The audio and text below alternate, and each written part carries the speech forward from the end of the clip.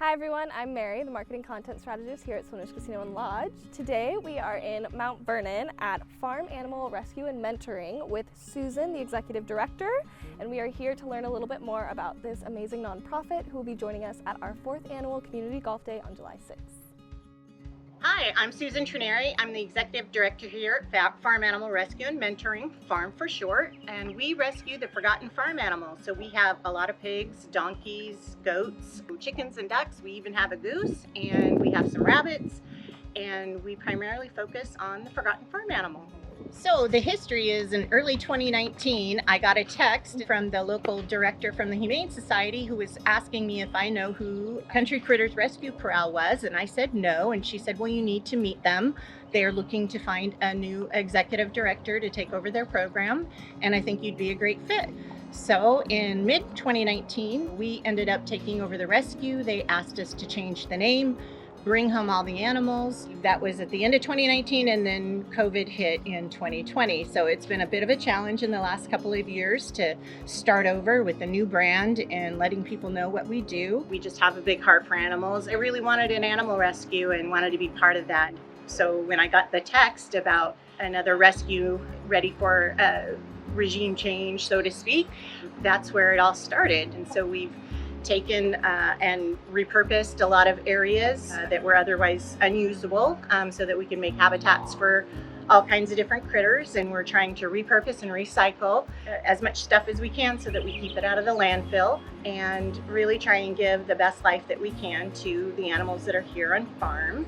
We now call him famous, but he was on the news in Cedar-Woolley, Washington. They thought he was a goose that was attacking children at a bus stop, and the animal control was called. It turns out that he was a juvenile Muscovy duck, and the animal control officer just got him into a kennel, and he went to the Humane Society. He was very friendly, but he was just a duck and not attacking anybody. He was just hungry, and we call him famous since he did end up on the news. But he's just a Muscovy duck.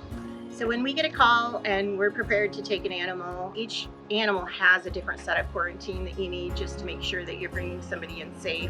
Testing depending on the types of animals, because you don't want to bring in any diseases. There's an introduction process, and not only does it depend on what type of animal we're bringing in, but it also depends on the animal's past, if they've been through trauma, that kind of thing. Have they been socialized? I mean, it's going to be different for everybody.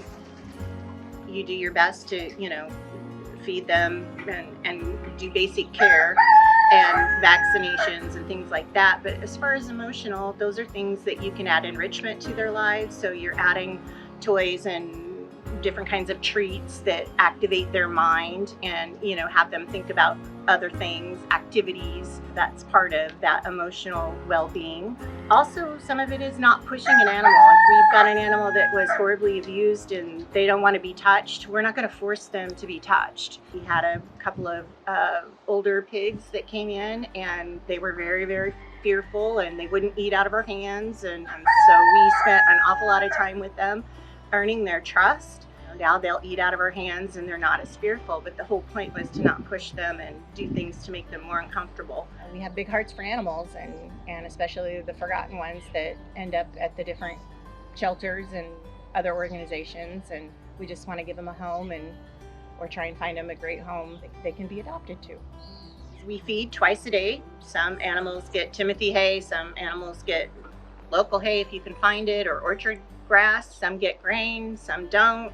We also pick up feces. That can be a big chore. We have coops that have to be cleaned out at least twice a month. We have several coops that have to be taken care of, and several flocks of animals that require different activities, and it's done twice a day. So it's busy. Some days are vet days where things get thrown into chaos because you have an emergency, and that animal has to be taken care of first. Yet all animals still have to be fed and watered. There's cleaning of the water multiple times a day in different pastures. So, it's a lot of work. And right now it's just my husband and I. We're really fearful for this upcoming hay season because you can't find local hay right now. The fuel costs are so high. The grass, it's been so wet. The grass is stunted. Everybody's going to feel the hay the feed crunch. Those are things that your donations help with.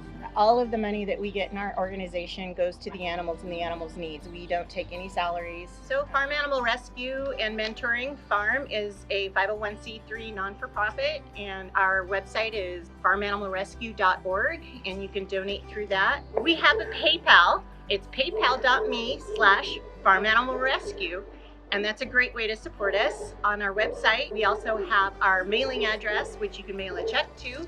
All of your donations are tax deductible, and we would appreciate your support.